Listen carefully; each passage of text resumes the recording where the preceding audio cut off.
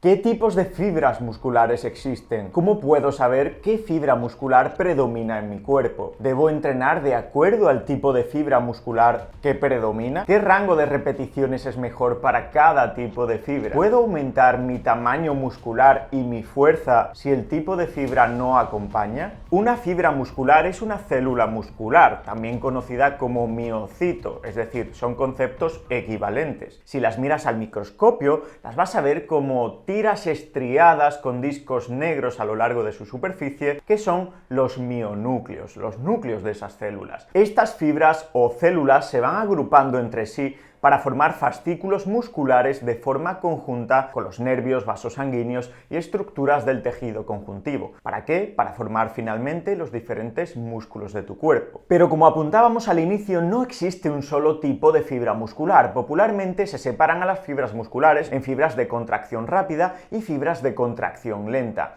La realidad, aunque nos encante categorizar, es que el tipo de fibras musculares es un continuo en el que predominan fibras rápidas o fibras lentas. La realidad es que la mayoría de nosotros tenemos un equilibrio bastante bueno entre fibras rápidas y lentas, mientras que algunos atletas que ya llevan entrenando mucho tiempo, muchos años, tienen un predominio de unas u otras, como veremos a lo largo del vídeo. Y ahora vamos a ver cómo son y en qué se diferencian cada tipo de fibra muscular. Primero tenemos a las fibras rápidas o fibras tipo 2, también conocidas como fibras blancas. Son fibras con una gran capacidad para contraerse rápidamente y tienen mayor potencial para la hipertrofia que las fibras tipo 1. Son las fibras que predominan en la mayoría de atletas de fuerza, halterófilos, powerlifters, strongman, pero también en velocistas. La pregunta es, ¿estos atletas naturalmente tienen más fibras tipo 2 que les facilitan ser mejores en estos deportes? ¿O es el entrenamiento continuado en estas disciplinas lo que potencia este tipo de fibra muscular? Déjame tu opinión abajo en los comentarios, más sobre esto al final del vídeo. Ahora quiero que sepas que estas fibras musculares también tienen su punto débil. Se fatigan rápidamente y necesitan tiempos elevados para recuperarse. Imagina un guepardo corriendo detrás de una gacela o Usain Bolt en su época dorada. Esas son fibras rápidas en acción. En cuanto a su metabolismo, las fibras rápidas utilizan sobre todo la glucólisis anaerobia y la fosfocreatina como formas principales de aportar energía a la célula muscular, y se les conoce como fibras blancas, te decía antes, porque tienen más capacidad para almacenar glucógeno, que se ve pálido al microscopio. Hay dos tipos de fibras rápidas, no solo una, hay dos tipos, las 2X y las 2A. Las 2X son las fibras rápidas puras, de las que te he hablado hasta ahora, mientras que las 2A son un tipo de fibra muscular intermedia entre las 2X y las 1, y son de mucha utilidad en deportistas que tienen que alternar entre situaciones de intensidad moderada y situaciones de alta intensidad. Piensa en un jugador de baloncesto o un jugador de fútbol, por ejemplo. Además, estas fibras 2A son clave, porque como veremos después, son las que más potencial tienen para hacerse más rápidas o más lentas, al estar en medio. ¿Y qué hay de las fibras lentas o fibras tipo 1, también conocidas como fibras rojas? Estas fibras se contraen más lentamente y tienen menor potencial para el crecimiento muscular. El punto fuerte, porque todas tienen pros y contras, es que resisten muy bien la fatiga, ya que tienen más mioglobina y mayor número de mitocondrias. Son, por lo tanto, capaces de oxidar mejor sustratos energéticos como glucosa y ácidos grasos de forma aerobia, gracias al oxígeno, y sostienen un esfuerzo durante mucho más tiempo que las fibras rápidas. Esta mioglobina que te contaba es una proteína muscular, mioglobina, que transporta oxígeno y le da un color rojizo al músculo. Por eso a veces se llaman fibras rojas.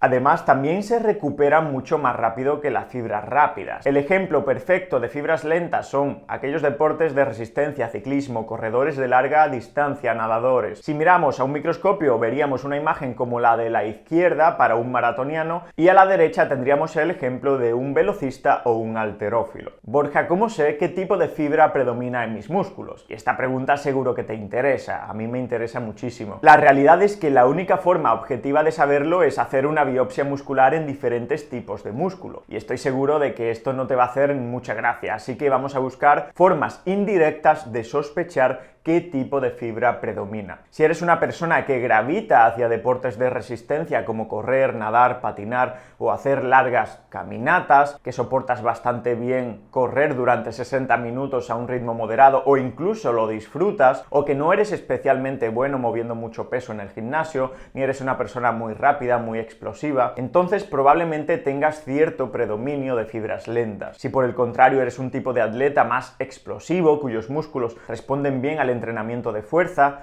tienes un gran salto vertical de forma natural, podías hacer mates cuando jugabas al baloncesto de chico, o se te da bien levantar peso pero te fatigas rápidamente después de un esfuerzo explosivo, probablemente tengas un predominio de fibras rápidas. En todo caso, esto no es tan claro como lo acabamos de contar, ni mucho menos, y la mayoría de personas tiene una configuración de fibras musculares bastante bien definida o bastante predefinida. Por ejemplo, los músculos del tren superior, pectoral, dorsal ancho, bíceps, tríceps, suelen tener un predominio de fibras rápidas en todas las personas, y los músculos del tren inferior, glúteo, isquiotibiales, gastrocnecmio, sóleo, vasto lateral, medial, vasto intermedio, suelen tener un predominio claro de fibras lentas. Esto tiene sentido si evolutivamente piensas en los movimientos que realiza cada grupo muscular. El tren inferior tiene que soportar esfuerzos muy sostenidos en el tiempo, como desplazarnos a lo largo de largas distancias, ¿no? Mientras que los movimientos del tren superior deben ser más finos y sobre todo más explosivos, como arrojar una lanza o pegar un puñetazo. Sin embargo, cuando realmente hacemos una biopsia de deportistas profesionales muy entrenados, deportistas de élite, vemos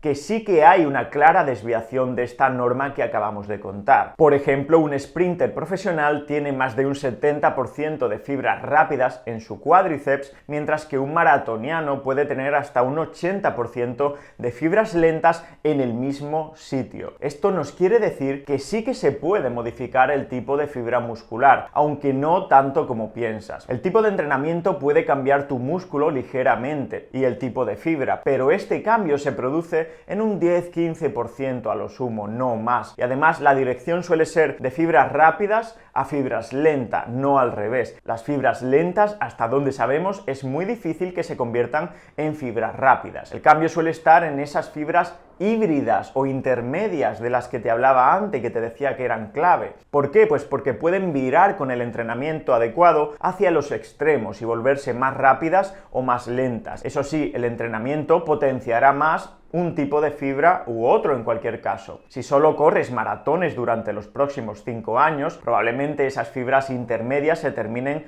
pareciendo más a fibras lentas o a fibras rojas, mientras que si te dedicas a la halterofilia y no corres absolutamente nada en los próximos años, esas fibras indecisas o intermedias acabarán siendo más similares a las fibras blancas o rápidas. Es por esto que atletas de élite acaban teniendo un predominio finalmente de uno u otro tipo de fibra. En todo caso, esto afectaría bastante al rendimiento deportivo por los motivos que hemos comentado en el vídeo y la tipología de fibra y lo que es capaz de hacer cada tipo de fibra, pero no tanto, y esto es importante, a las ganancias de fuerza o músculo. Ni tampoco hay evidencia de que entrenar según tu tipo de fibra muscular sea óptimo para mejorar más rápido en cuanto a hipertrofia y aumento de la fuerza. Entonces terminamos con la pregunta del huevo o la gallina. ¿Los atletas de fuerza o de resistencia nacen con ese tipo de fibra muscular y eso les hace ser mejores en sus respectivas disciplinas? ¿O simplemente los años de entrenamiento intenso condicionan mayor predominio de uno u otro tipo de fibra? Pues la realidad, como casi siempre, suele estar en mitad de las dos afirmaciones. Probablemente estos atletas tengan genéticamente un ligero predominio de un tipo de fibra muscular, y esto hace que en la infancia y en la adolescencia el atleta o el futuro atleta gravite más hacia un tipo determinado de ejercicio, y que finalmente esta predisposición natural haga que dedique más tiempo a ese deporte en cuestión. Por lo tanto, estas horas extra de entrenamiento no harían sino aumentar esas diferencias, sesgando ligeramente el tipo de fibra muscular hacia fibras rápidas o fibras lentas. Y por último, décadas de entrenamiento intensivo marcarían las diferencias